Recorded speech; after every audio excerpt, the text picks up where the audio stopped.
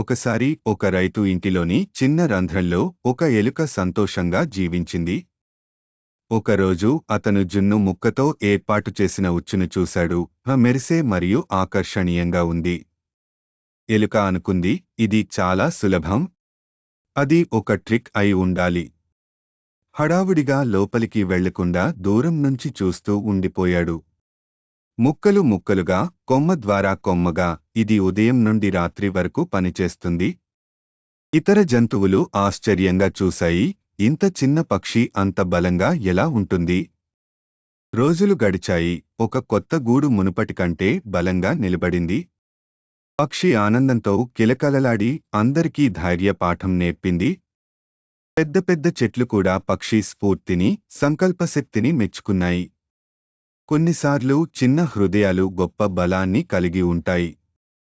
మరిన్ని ఉత్తేజకరమైన కథల కోసం లైక్, భాగస్వామ్యం మరియు సబ్స్క్రైబ్ చేయండి. చూసినందుకు ధన్యవాదాలు.